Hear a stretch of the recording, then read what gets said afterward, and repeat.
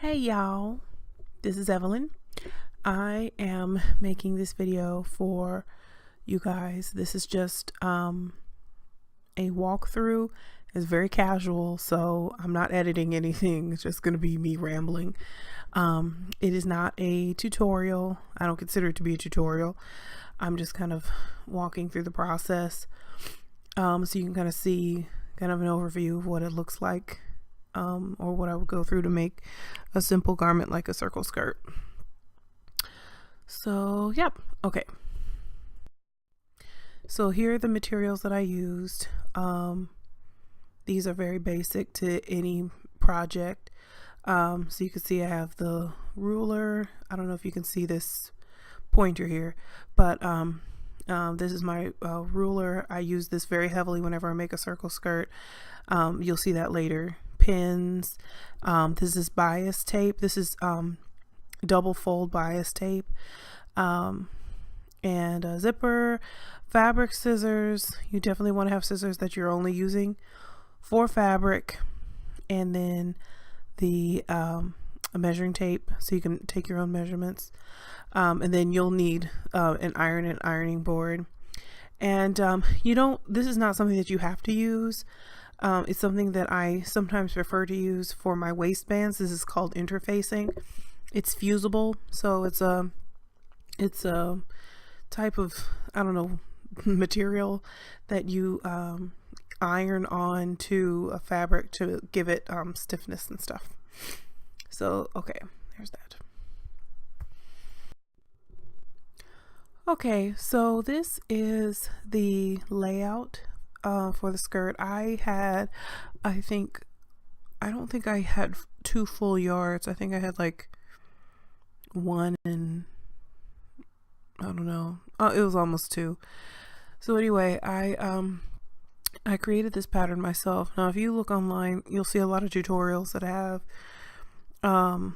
ways to you actually fold the fabric a certain kind of way, and you do some measurements and you do some math and you figure out some things and use that to make your circle skirt.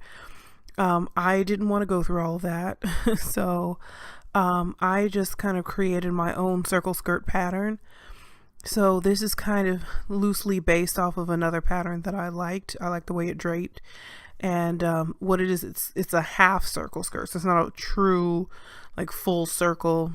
I feel like the half circle skirt is more flattering to me as a plus size woman, so I made it a half.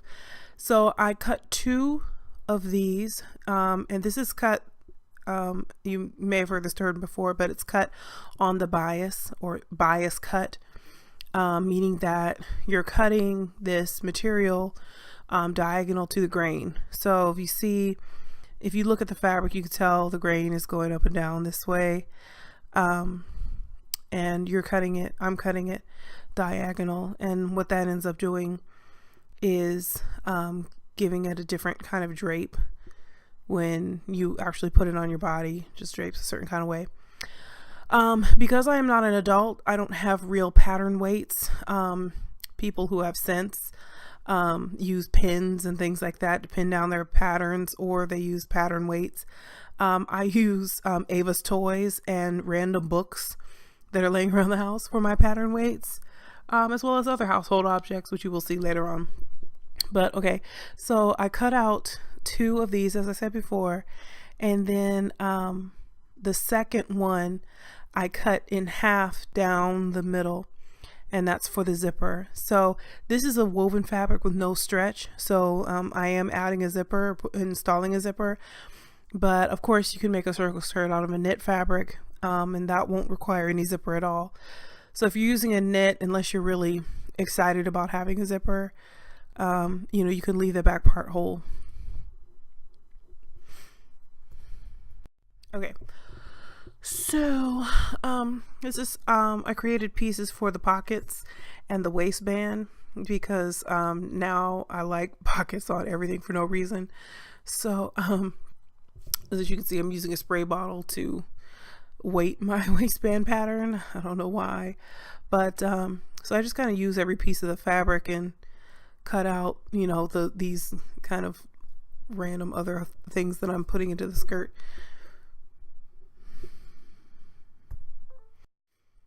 Okay, so this is how you place the pockets here. This was kind of a learning process for me. The first time I put in pockets, I put them 4 inches down, and I felt like that was a little too low. I wanted them to be just a little bit higher, so I brought them up a 1/2 inch, and for me, it's perfect. So this is 3.5 inches down from, not from the waistband, but just from, I guess, the waistline, whatever you would call the top of this skirt. See, this is why this is not a tutorial, because I don't know what that's called, but it's just the top of the skirt without the waistband. So you can see it's 3.5 inches, and this is kind of how you place the pocket cutout piece, so that when you put the skirt on, you fold the pocket, you know, you shove it inside there, and you're seeing the right side. This is the right side with the pattern. This is the wrong side. So you'll see that in your patterns, right side, wrong side. So yeah, so you want the right sides to show when you have the pockets in the skirt, and so that's how you set it up to do that. So that's what it looks like. I pinned it down. I'm going to take it over to the sewing machine now. Okay. So then the next thing you do is, you see this picture, in the last picture, you press the seams open. That's just something you're supposed to do. I don't really know why, but that's what you're supposed to do. You press the seams open. And this piece of fabric that's outside of the stitching, they call that a seam allowance. That's a term you'll hear a lot too. So you press open the seam allowance. It's about 5/8 of an inch. Standard seam allowance. Of course, it could always be more or less than that. So this is me creating the waistband. You can see in the top picture there that I cut out the waistband piece. I wanted my waistband to be 2 inches wide. Okay, so I doubled that. And then I added a 1/2 inch for a seam allowance.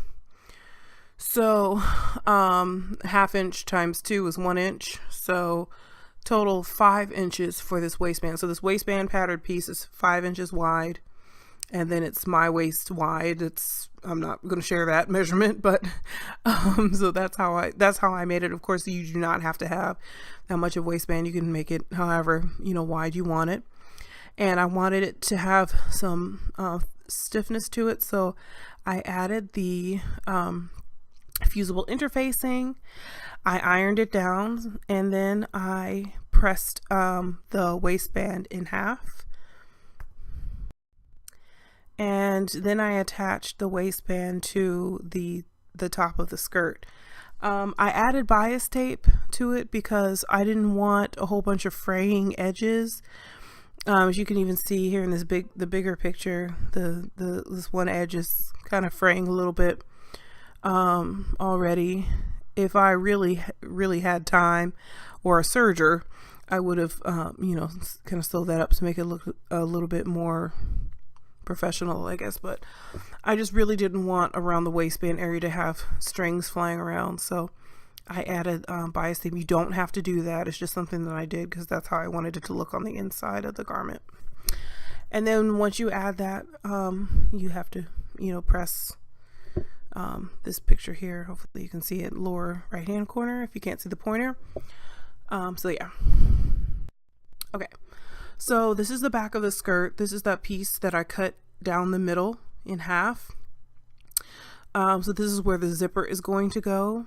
Again, I put the bias tape on there because I didn't want fraying strings around the zipper that, you know, would get caught and stuff like that. I wanted it to look really nice and clean in the back. So I added the bias tape. Again, you do not have to do that. And so the zipper that I use is a 7-inch zipper. So I measured, you can see in the big this tall picture here, from the top of the waistband to 7 inches down. I put a pin there, and that's to mark where my zipper is going to go.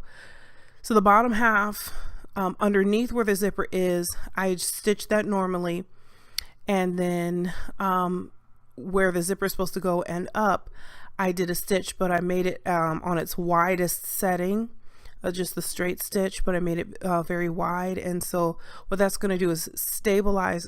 It's called basting. It's going to stabilize the fabric so that I can place the zipper on there, stitch the zipper on, but the skirt underneath won't move. It'll stay where I need it to stay while I'm attaching my zipper. Did I say everything I wanted to say about this? Yep, that's it. Okay, so the next slide is the zipper foot. That foot I'm holding, I switch the feet on my sewing machine to the zipper foot, and I sewed down the zipper. This zipper came out terribly. I'm still getting better at how I sew in zippers.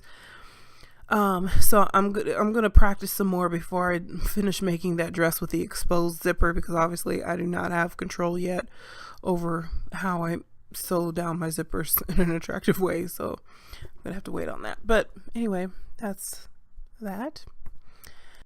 And that is it. So I added bias tape around the hem because sewing hems on circle skirts is hard. And it's not hard. It's only hard because it's you know, the material is curved, so it's hard to fold it up without it bubbling up, and it just acts really, really weird. There's a whole technique to it, which I'm still learning. My hemming just in general is terrible, and so I just wanted to see if I could kind of skip that by using bias tape on the bottom, and I really like the way it came out. So I will definitely be doing that a couple more times, depending on, you know, how the fabric looks. But so that's the finished product, and this is a video of me trying it on. Hopefully you can see it, and if you can hear the music that's going to start playing in the background. Oh, I don't think you can. That's Ava. So yep, that's what it looks like. Don't look at my kitchen. So yep, that's what it looks like on. Yay. So I hope you guys, so I hope you guys liked this video, and I hope it gives you kind of an idea of what it looks like. And just as an FYI, you know, looking at this video, obviously you can put linings in your skirts and you know, do other things and adjust for your, you know, booty in the back to, you know, to make sure your length is a little bit more even.